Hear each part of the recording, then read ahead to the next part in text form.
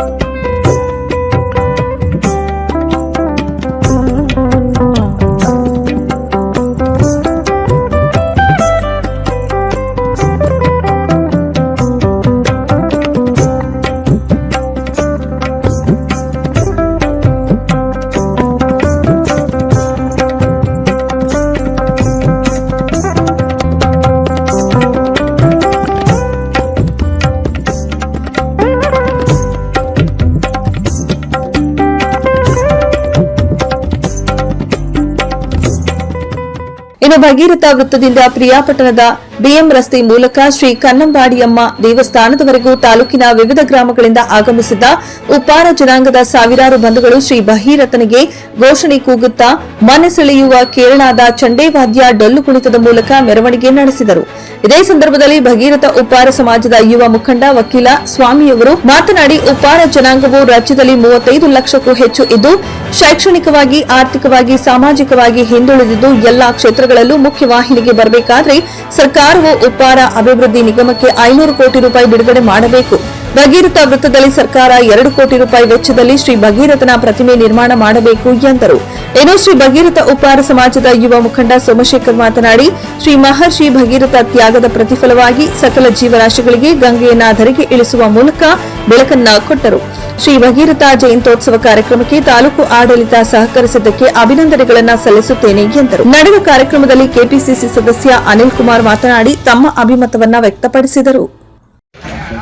ಮೊದಲನೇದಾಗಿ ನಮ್ಮ ಪಿರಿಯಾಪಟ್ಟಣ ತಾಲೂಕಿನಲ್ಲಿ ಈ ದಿನ ಶ್ರೀ ಮಹರ್ಷಿ ಭಗೀರಥರವರ ಜಯಂತ್ಯೋತ್ಸವವನ್ನು ಆಚರಣೆ ಮಾಡಿದ್ದೇವೆ.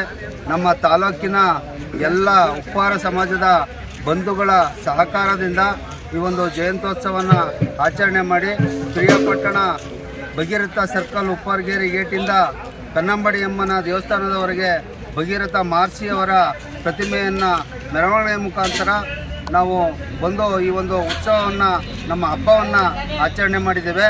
ನಾವು ಪಿರಿಯಾಪಟ್ಟಣ ತಾಲೂಕಿನಲ್ಲಿ ಸುಮಾರು 20 ರಿಂದ 25 ಸಾವಿರ ಮತದಾರರು ನಮ್ಮ ಉಪ್ಪಾರ ಸಮಾಜ ಇದೆ. ಪಿರಿಯಾಪಟ್ಟಣ ತಾಲೂಕಿನಲ್ಲಿ 4ನೇ ಸ್ಥಾನದಲ್ಲಿದ್ದೇವೆ. ಕರ್ನಾಟಕದಲ್ಲಿ ಸುಮಾರು 30 ರಿಂದ 35 ಲಕ್ಷ ಉಪ್ಪಾರ ಜನಾಂಗದ ಮತದಾರರಿದ್ದೀವಿ. ಈ ಒಂದು ನಮ್ಮ ಸರ್ಕಾರ ಪಿರಿಯಾಪಟ್ಟಣ ತಾಲೂಕಿನಲ್ಲಿ ನಮ್ಮ ಭಗೀರಥ ಸರ್ಕಲ್ ಅಂತ ಏನೋ ಈಗ ಆಲ್ರೆಡಿ ಘೋಷಣೆ ಮಾಡಿದ್ದಾರೆ, ಆ ಸರ್ಕಲ್ನಲ್ಲಿ ಸುಮಾರು ಸರ್ಕಾರದ ಕಾರ್ಯಕ್ರಮದ ಒಂದು ಭಾಗವಾಗಿ ಸಹ ತಾಲೂಕಿನಾದ್ಯಂತ ಸಮಸ್ತ ಉಪ್ಪಾರ ಬಾಂಧವರು ಇದನ್ನ ಕಾರ್ಯಕ್ರಮದಲ್ಲಿ ಭಾಗವಹಿಸಿ ಭಗೀರಥ ಪೂಜೆಯನ್ನು ನಾವು ಏನು ಭಗೀರಥದ ಮಹರ್ಷಿಗಳಿದ್ದರು ಸತತ ಪ್ರಯತ್ನ ಮತ್ತು ಅವರ ತ್ಯಾಗದಿಂದ ಸಕಲ ಜೀವರಾಶಿಗಳಿಗೆ ಏನು ಅವರು ಒಂದು ಬೆಳಕನ್ನು ಕೊಟ್ಟರು, ಅದೇ ರೀತಿ ಶ್ರಮದಿಂದ ತಕ್ಕ ಪ್ರತಿಫಲ ಸಿಗುತ್ತೆ ಅನ್ನೋದನ್ನು ನಾನು ಬಯಸ್ತಾ ಎಲ್ಲ ತಾಲೂಕಿನ ಉಪ್ಪಾರ ಜನತೆ ಪಕ್ಷಾತೀತವಾಗಿ ಯಾವುದೇ ಇವತ್ತು ಭಗೀರಥ ಜಯಂತಿನ ಭಾಳ ಅದ್ದೂರಿಯಾಗಿ ಆಚರಣೆನ ಮಾಡಿದ್ದಾರೆ. ಇದು ಸ್ವಾಗತ. ಇವತ್ತು ಭಗೀರಥ ಇಡೀ ವಿಶ್ವಕ್ಕೆ ಅವರು ಮಾರ್ಗದರ್ಶಕ. ನಾನಿಷ್ಟೇ ಹೇಳೋದು, ನಾವು ಆ ಭಗೀರಥ ಮಹೇಶ್ವರಿಯ ಆಶೀರ್ವಾದದಿಂದ ಇಡೀ ನಮ್ಮ ಮನುಷ್ಯ ಕುಲ ಒಳ್ಳೆಯದಾಗಲಿ, ಒಳ್ಳೆ ಮಳೆ ಬೆಳೆ ಆಗಲಿ, ಎಲ್ಲರೂ ಕೂಡ ಸಮೃದ್ಧಿಯಾಗಿ ನೆಮ್ಮದಿಯಾಗಿ ಬದುಕುವಂಥ ಒಂದು ಅವಕಾಶವನ್ನು ಆ ಭಗೀರಥ ಮಹೇಶ್ವರಿ ಆಶೀರ್ವಾದ ಮಾಡಲಿ ಅಂತ ಭಗವಂತನಲ್ಲಿ ಪ್ರಾರ್ಥನೆ.